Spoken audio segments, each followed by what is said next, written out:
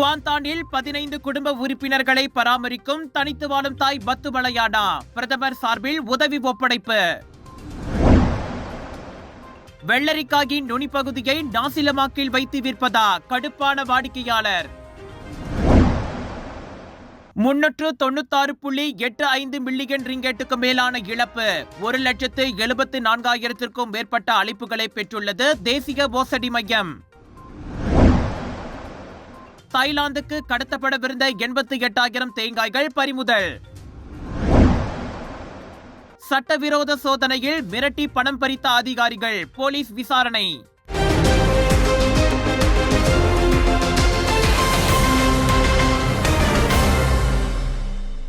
உதவி தேவைப்படும் மக்களை நேரில் சென்று கண்டு உதவும் அரசாங்கத்தின் பரிவுமிக்க ஜியாரா மடானி திட்டம் தொடர்ந்து மேற்கொள்ளப்பட்டு வருகிறது. அவ்வகையில் அண்மையில் குவாந்தான் கம்போங் படாங்கில் 15 குடும்ப உறுப்பினர்களை மனத்திடத்தோடு பராமரித்து வரும் தனித்து வாழும் தாயான பத்து மலையானா கணபதியின் வீட்டுக்கு வருகை மேற்கொள்ளப்பட்டது. துப்புரவு பணியாளராக சிறிய வருமானத்தில் மொத்த குடும்பத்தின் சுமையையும் பத்து மலையானா தன் தோளில் ஏற்றி வாழ்க்கையை நகர்த்தி வருகிறார். இதையறிந்த பிரதமரின் அரசியல் செயலாளர் ஃபர்ஹான் ஃபௌசி பத்து மலையானா வீட்டுக்கு நேரில் வருகை மேற்கொண்டு நலம் விசாரித்தார்.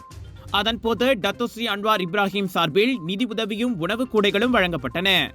சிறிய உதவியாகினும் குடும்பத்தின் சுமையை குறைக்க அது துணை புரியும் என ஃபர்ஹான் நம்பிக்கை தெரிவித்தார். வீட்டில் இருப்பவர்கள் பசியில் வாடக்கூடாது, பிள்ளைகள் பள்ளிக்கு செல்ல வேண்டும், நல்ல வாழ்க்கை சூழலில் வாழ வேண்டும் என்பதற்காக உழைக்கும் பத்து மலையானாவுக்கு இறைவன் அருளால் வலிமை கிடைக்கட்டும் என்றார் அவர். ஒருவரும் விடுபடக்கூடாது என்பதே பரிவுமிக்க மடானி அரசின் கொள்கை என்பதால் தேவைப்படுவோருக்கு இதுபோன்ற உதவிகள் தொடரும் என ஃபர்ஹான் உறுதியளித்தார்.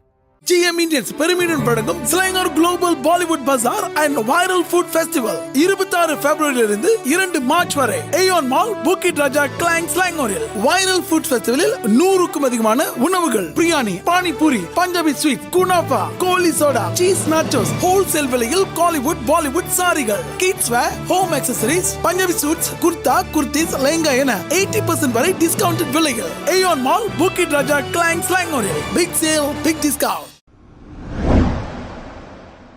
நாடு முழுவதும் தமிழ் பள்ளிகளில் மாணவர் எண்ணிக்கை தொடர்ந்து குறைந்து வருவது கவலையை ஏற்படுத்தி வருவதோடு இந்த நிலைமை தொடர்ந்தால் தமிழ் கல்வி மற்றும் தமிழ் பள்ளிகளின் எதிர்காலத்திற்கு பெரும் பாதிப்பு ஏற்படலாம் என மாய்காவின் உதவி தலைவரும் முன்னாள் துணை அமைச்சருமான டத்தோத்தி முருகையா தெரிவித்துள்ளார்.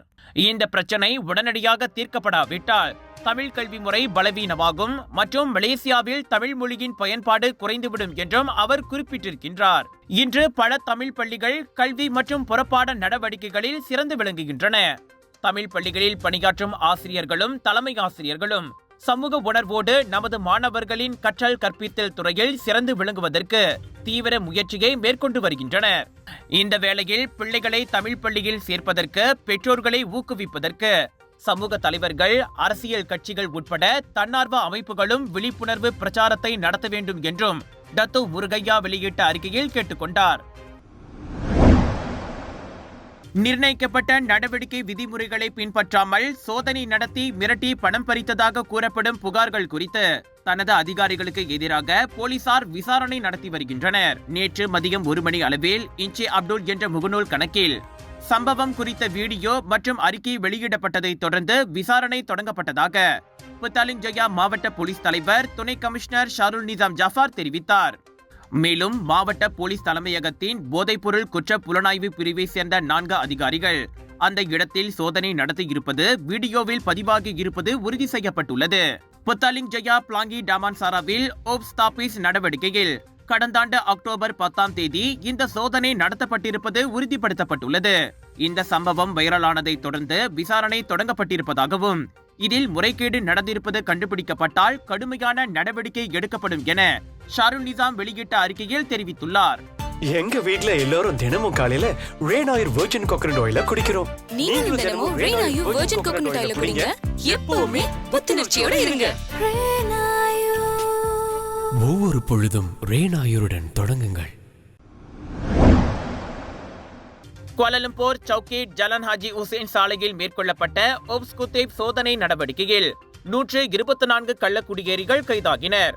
வெளிநாட்டவர்களின் முகாமாக இருக்கும் அங்குள்ள 14 மாடி பழைய அடுக்குமாடி குடியிருப்பில் அச்சோதனை மேற்கொள்ளப்பட்டது.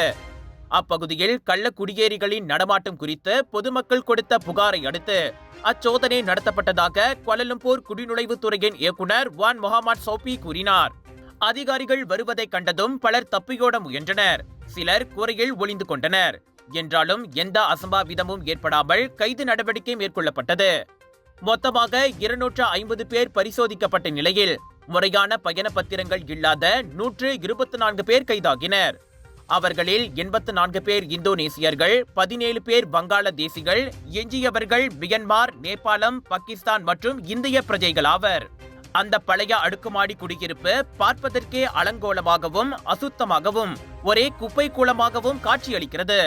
இதனால் சுற்றுப்புற மக்களுக்கு தான் சுகாதார கேடு என அச்சம் நிலவுகிறது. மாற்றி அமைக்கப்பட்ட ஒரு வீட்டில் 23 பேர் நெரிசலில் வசித்து வருகின்றனர். 800 முதல் 2200 ரிங்கேட் வரையிலான வீட்டு வாடகையை தங்களுக்குள் அவர்கள் பகிர்ந்து கொள்வதும் தெரிய வந்துள்ளது.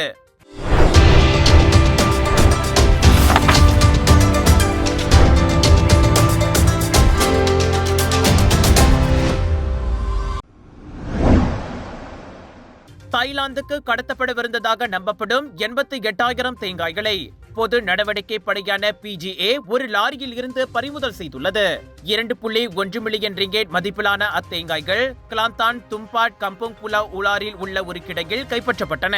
ஓப்ஸ்டாரிங் வவாசான் சோதனையில் அவை பறிமுதல் செய்யப்பட்டதாக PGA தென்கிழக்கு மண்டல பிரிவு கமாண்டர் டத்தோ நிக்ரோஸ் அஸ்ஹான் நிக் அப்துல் ஹமீத் கூறினார். அந்த சேமிப்பு கிடங்குக்கு முறையான தேங்காய் கொள்முதலுக்கான உரிமமோ ஆவணங்களோ இல்லை என கண்டறியப்பட்டது. இதையடுத்து தேங்காய் கையிருப்பை தாய்லாந்துக்கு அனுப்பும் பணியில் இருந்த 26 முதல் 43 வயது ஆடவர்கள் 5 பேர் கைது செய்யப்பட்டனர். பறிமுதல் செய்யப்பட்ட தேங்காய்களும் சந்தேக நபர்களும் மேல் நடவடிக்கைக்காக ஃபார்மா கொண்டு செல்லப்பட்டதாக தெரிவிக்கப்பட்டது. 1965 ஆண்டு ஃபார்மா சட்டத்தின் கீழ் அச்சம்பவம் விசாரிக்கப்படுகிறது. தேசிய மோசடி பதில் மையமான NSRC 2022 ஆண்டு அக்டோபர் 12 தேதி தொடங்கப்பட்டதில் இருந்து இவ்வாண்டு ஜனவரி வரை 2 ஆண்டுகள் மற்றும் 3 மாதங்களில் மோசடி அறிக்கைகள் தொடர்பான 51,965 அழைப்புகள் உட்பட மொத்தம் 1,74,410 அழைப்புகளை பெற்றுள்ளது. பேங்க் நகாரா மலேசியாவின் புள்ளி விவரங்களின் அடிப்படையில் இந்த வழக்குகளில் இருந்து பதிவு செய்யப்பட்ட மொத்த இழப்புகள் 396.85 மில்லியன் ரிங்கெட் ஆகும் என்பதோடு மோசடி நடவடிக்கையின் போது மற்றவர்கள் பெயரில் பயன்படுத்தப்பட்ட 1,39,774 வங்கி கணக்குகளும் சிக்கியிருப்பதாக பிரதமர் துறையின் சட்டம் மற்றும் அமைப்புகளின் சீரமைப்புக்கான அமைச்சர் டத்தஸ்ரீ அசலினா ஓத்மான் சாயேட் நாடாளுமன்றத்தில் அளித்த பதிலில் தெரிவித்திருக்கிறார். ஆன்லைன் குற்றங்களை எதிர்த்து போராடுவதற்கான தொடர்ச்சியான முயற்சிகளின் ஒரு பகுதியாக 2025 பட்ஜெட்டின் ஒரு பகுதியாக NSRCக்கு அரசாங்கம் 20 மில்லியன் ரிங்கெட்டை மானியமாக ஒதுக்கியுள்ளது. இந்த நிதி உதவி ஆன்லைன் மோசடிக்கு எதிரான முயற்சிகளை வலுப்படுத்துவதை நோக்கமாக கொண்டுள்ளது. மில்லியன் கணக்கான ரிங்கெட் இழப்புகளை விளைவிக்கும் மோசடிகளின் அதிகரிப்பை நிவர்த்தி செய்ய அரசாங்கம் எடுக்கப்பட்ட முன்முயற்சி நடவடிக்கைகள் குறித்து பொட்டிக்சன் பக்காத்தான் ஹரப்பா நாடாளுமன்ற உறுப்பினர் டத்தோ அமினுடின் ஹருன் எழுப்பிய கேள்விக்கு பதிலளித்த போது அசலினா இத்தகவலை வெளியிட்டார். நெகிரி செம்பிலானில் உள்ள ஒரு சிறு பட்டணத்தில் கடையில் இருந்த நாசிலமா வாங்கிய வாடிக்கையாளர் அதில் வெள்ளரிக்காயின் நுனிப்பகுதி சிறு துண்டாக வைக்கப்பட்டிருந்தது கண்டு கொதித்து போயிருக்கிறார். பசிக்கிறதே என நாசிலமா வாங்கினேன். அதில் நெத்திலி இல்லை, பரவாயில்லை. கச்சான் இல்லை, அதுவும் பரவாயில்லை. நான் கோபப்பட மாட்டேன். ஆனால் இப்படிதான் வெள்ளரிக்காயின் நுனிப்பகுதியை வைப்பதா என அவர் கேள்வி எழுப்பினார். கோபம் அடைந்தாலும் அனாச்சயாங் 82 என்ற டிக்டாக் கணக்கில் அப்பெண் பதிவேற்றிய வீடியோ வலைத்தளவாசிகளின் சிரிப்பை வரவழைத்தது. நெகிரி செம்பிலான் வட்டார வழக்கில் சற்று நகைச்சுவை கலந்த தோரணையில் அவர் பேச்சு இருப்பதே அதற்கு காரணம். வெள்ளரிக்காய் முடிந்துவிட்டால் இப்படிதான் நுனிப்பகுதியை வைப்பீர்களா என கேள்வி எழுப்பிய அவ்வாடிக்கையாளர், வியாபாரம் செய்பவர்கள் கொஞ்சமாவது மனசாட்சியோடு நடந்து கொள்ளுங்களேன் என்றார். வலைத்தளவாசிகளும் நகைச்சுவையாகவே கருத்துக்களை பதிவிட்டு வருகின்றனர். வழக்கமாக வெள்ளரிக்காயின் நுனிப்பகுதியை வெட்டி வீசி விடுவோம். ஆனால் அதனை கஞ்சத்தனமாக நாசி லபாக்குடன் வைத்து விற்கலாம் என்பது இப்போதுதான் தெரிகிறது என ஒருவர் பதிவிட்டது கவனத்தை ஈர்த்தது.